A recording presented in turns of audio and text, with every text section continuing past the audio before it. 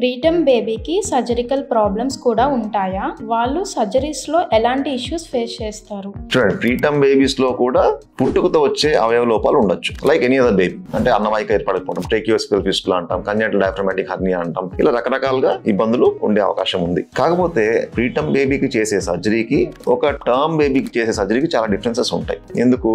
Preterm baby birth weight తక్కువ ఉంటుంది కాబట్టి వాళ్ళకు ఆపరేషన్ తట్టుకునే శక్తి తక్కువగా ఉంటుంది. సో దీనివల్ల ఏంటి?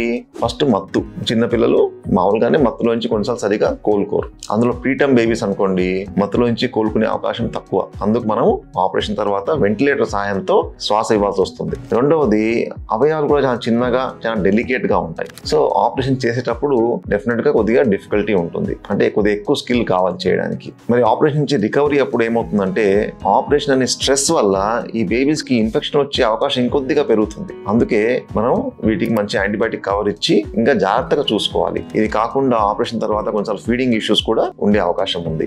సో ఇవన్నీ ప్రీటర్మ్ లో వచ్చే స్పెషల్ ఇష్యూస్. ఇవి కాకుండా సపోజ్ హర్నియా అనుకోండి, ప్రీటర్మ్ బేబీస్ లో చాలా కామన్, టర్మ్ బేబీస్ కన్నా. అన్డిసెంట్రేసిస్ వెరీ కామన్. సో అలా కొన్ని సర్జికల్ కండిషన్స్ ప్రీటర్మ్ బేబీస్ లో ఎక్కువ చూస్తుంటాం. సో ఇలా కూడా కొన్ని ఇష్యూస్ సపరేట్ గా ఉంటాయి.